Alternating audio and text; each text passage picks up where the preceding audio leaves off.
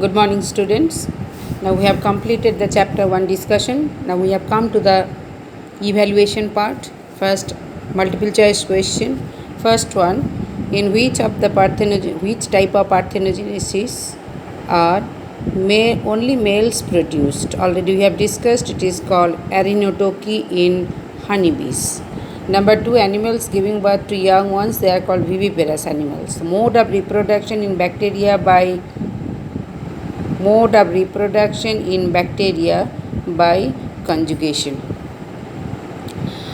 Now next one, in which mode of reproduction variations are seen? That one we know, already discussed, sexual reproduction. Already its bold letter word has been prominently marked. Now fifth one, if both R and A and R are true, then R is the right explanation. A, B, C, D options have been given. Now we are going to the question. In bee society, all the members are diploid except drones? Yes. Already we know 11th standard we have already discussed. Drones are produced by parthenogenesis? Yes. So A is the right option. So here A has been given, boldly written.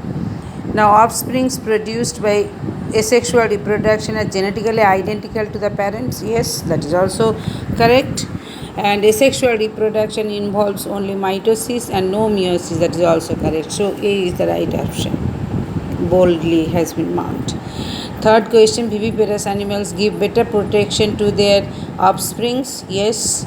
That they lay their eggs in the safe places in the environment? No. Viviparous animals, they never lay their eggs in the safe places of the environment. So A is correct and R is wrong. So D is marked already. Both viviparous animals give better protection to their offsprings? Yes. A is true but R is wrong. This is, they lay their eggs. So C is the right option. Here D is not the right, C is the right option. Now name the organism. So I have written the answers, just you can have.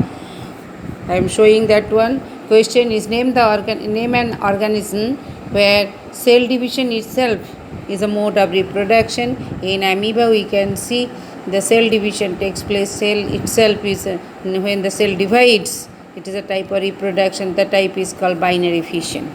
Number 7, name the phenomenon where the female gamete directly develops into new organism. The phenomenon is called parthenogenesis. And give an example, avian species, that is turkey, a type of bird. Now next one, 8th one, what is parthenogenesis? That is in page number 7, already has been discussed. Development of an egg into complete organism individual without fertilization is known as parthenogenesis. One example has been asked. Any example you can give, so many examples have been given.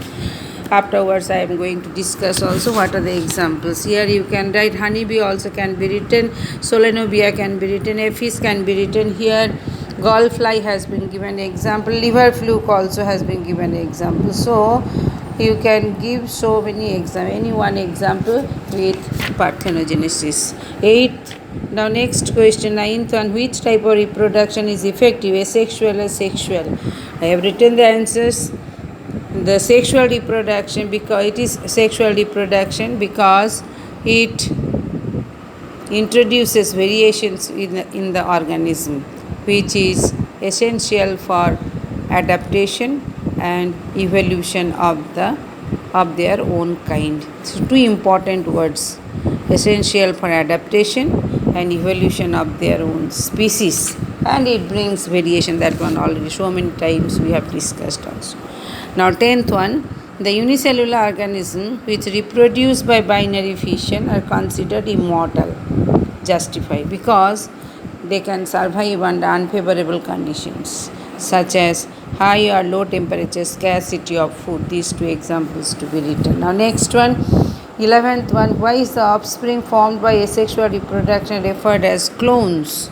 Because only one parent is involved and all the organisms are all the young ones. Organisms means young ones are genetically identical, uniform. That's why, due to asexual reproduction, the young ones are called the clones. And clones means knowing the young ones or the organisms are genetically and morphologically identical. Those organisms are called the clones. Now, next question. Why are the offsprings of oviparous animal at a greater risk as compared to offsprings of viviparous organisms? Oviparous animals or organisms lay eggs and the young ones are developed inside the egg. So it is not well protected, but the young ones may or may not develop. The young ones may or may not develop, but in viviparous animals, young ones develop in mother's womb and it is well protected, So in viviparous animals,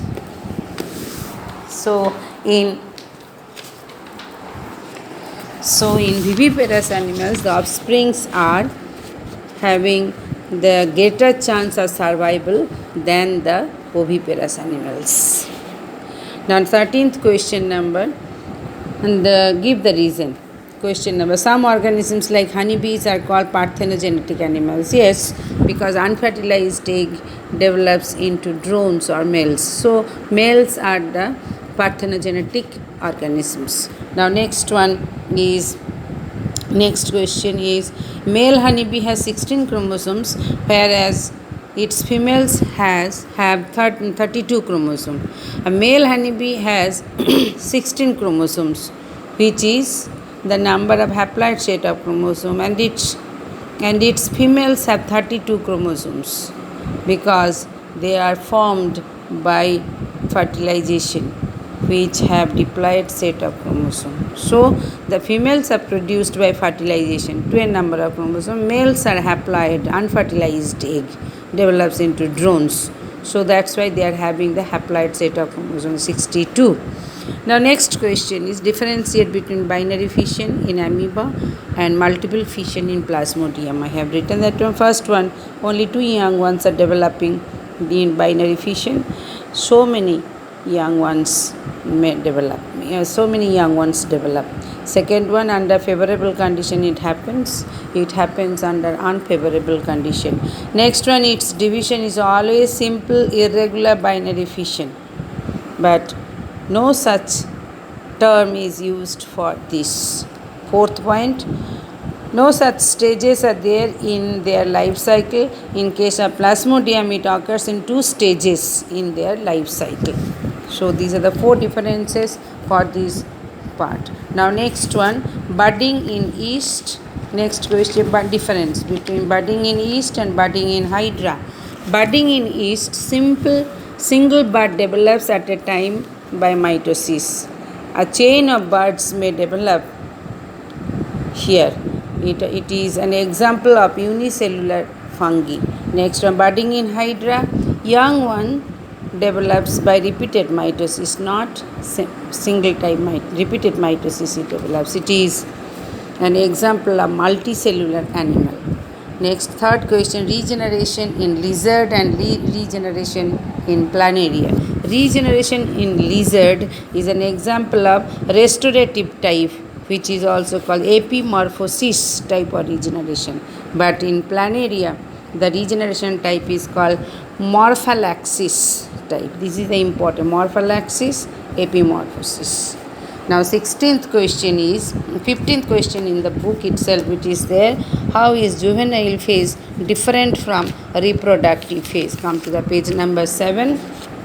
You can see the juvenile phase. Juvenile phase or vegetative phase is the period of growth between the birth of the individual up to the reproductive maturity. But the reproductive phase or maturity phase, the organisms reproduce and their young ones reach maturity period. On the basis of time, the breeding animals are 2 types, seasonal breeders and continuous breeders. Till that time you have to write. Now next part, last question, difference between syngamy and fertilization. Syngamy is nothing but the fusion of male and female gamete is called syngamy. Fertilization, the process of fusion of male and female gamete is called the fertilization. This is the end of this topic, chapter 1. Okay, thank you children.